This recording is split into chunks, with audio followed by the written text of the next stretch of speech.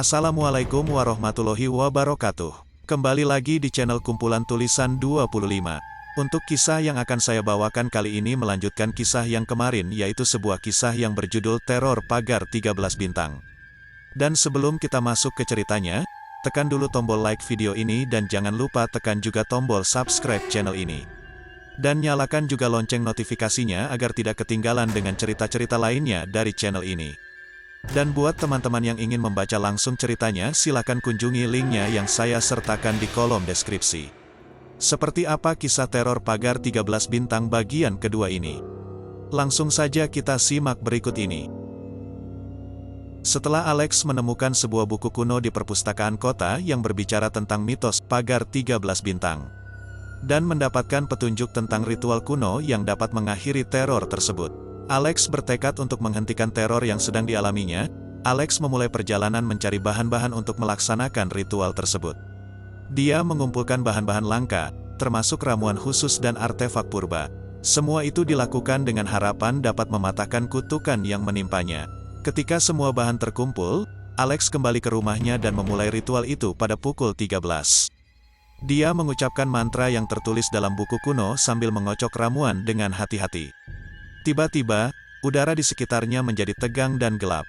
Suara-suara menyeramkan memenuhi ruangan, tetapi Alex tetap fokus pada ritual yang dia lakukan. Tiba-tiba, sinar terang memenuhi ruangan. Ketika cahaya mereda, Alex menyadari bahwa dia berada di tengah hutan yang tak dikenal. Hutan itu tampak gelap dan mencekam, dengan suara-suara aneh yang menggema di kejauhan. Alex merasa kebingungan dan ketakutan, tidak tahu bagaimana dia bisa berada di tempat itu. Saat dia berjalan melalui hutan yang gelap, dia melihat bayangan-bayangan yang melayang di antara pepohonan. Mereka terus mengikutinya, mencoba menghalangi jalannya. Alex terus maju, tidak peduli dengan rintangan-rintangan yang dia hadapi. Setelah perjalanan yang panjang dan penuh rintangan, Alex tiba di sebuah terowongan gelap yang tersembunyi di dalam hutan. Dia merasa dorongan yang kuat untuk masuk ke dalamnya. Dengan hati berdebar, dia melangkah ke dalam terowongan. Di dalam terowongan, Alex menemukan ruangan gelap yang dihiasi dengan lilin-lilin yang menyala. Di tengah ruangan, ada seorang wanita tua yang mengenakan jubah hitam. Wanita itu tersenyum kepadanya dengan senyum yang penuh misteri. "Sudah waktunya untuk mengakhiri teror ini, Alex," kata wanita tua itu dengan suara serak. "Kamu berhasil menyelesaikan ritual dan mencapai tempat ini. Namun, tantangan terakhir masih menantimu." Wanita tua itu memberikan sebuah kotak kecil kepada Alex. Di dalam kotak itu, ada sebuah kunci kecil yang berkilauan. Wanita tua itu menjelaskan bahwa kunci tersebut adalah kunci untuk membebaskan dirinya dari teror yang menimpanya. Alex merasa jantungnya berdebar kencang saat memegang kunci tersebut, mengetahui bahwa ini adalah tahap terakhir dalam perjalanannya. Dengan tangan gemetar, Alex memasukkan kunci ke dalam sebuah pintu besar yang ada di dinding ruangan. Pintu itu terbuka dengan perlahan, mengungkapkan sebuah ruangan gelap yang tersembunyi di baliknya. Alex merasa tarikan yang kuat untuk masuk ke dalam ruangan tersebut. Namun, ketika dia melangkah maju, dia terkejut oleh suara jangkrik yang terdengar di belakangnya.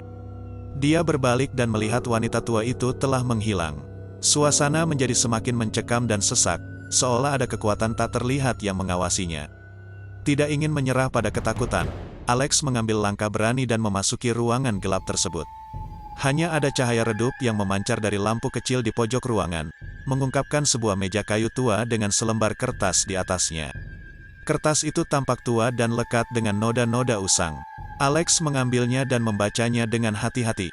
Di sana tertulis sebuah pesan, "Bukalah pintu terlarang dan temui takdirmu." Rasa penasaran dan tekad untuk mengakhiri teror ini mendorong Alex untuk mencari pintu terlarang yang dimaksud. Dia menjelajahi setiap sudut ruangan, meraba-raba dinding dan mencari petunjuk yang tersembunyi. Akhirnya, Alex menemukan sebuah panel tersembunyi di salah satu dinding ruangan. Dengan gemetar, dia menekan sebuah tombol kecil yang tersembunyi di dalamnya. Pintu rahasia pun terbuka perlahan, mengungkapkan lorong gelap yang memanjang ke dalam kegelapan. Alex memasuki lorong tersebut dengan hati-hati, diiringi oleh suara langkah-langkahnya yang berdenting di dinding-dinding dingin. Setiap langkahnya semakin mendekatkannya pada takdirnya yang tidak diketahui. Setelah perjalanan yang panjang dan penuh ketegangan, Alex tiba di sebuah ruangan yang luas. Di tengah ruangan, ada sebuah cermin besar yang tampak kuno dan misterius. Alex merasa dorongan yang kuat untuk mendekatinya. Ketika dia berdiri di depan cermin, dia melihat bayangan dirinya sendiri yang mengerikan. Wajahnya pucat, matanya kosong, dan senyum jahat terukir di bibirnya. Alex menyadari bahwa ini adalah bayangan dari takdirnya jika dia tidak berhasil mengakhiri teror ini. Dengan tangan gemetar, Alex mengeluarkan kunci dari saku dan menghadapkannya ke cermin.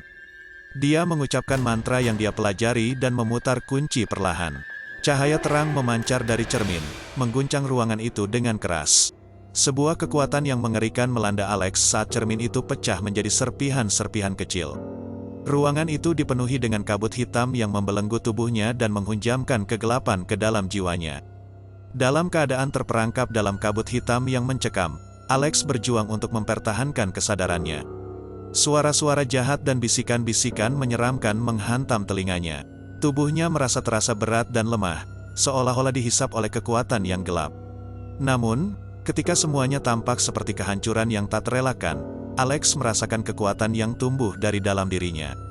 Sebuah api keberanian menyala di matanya, dan dia menolak untuk menyerah pada teror ini. Dengan tekad yang kuat, dia memusatkan energinya dan melawan gelombang kegelapan yang mengancamnya.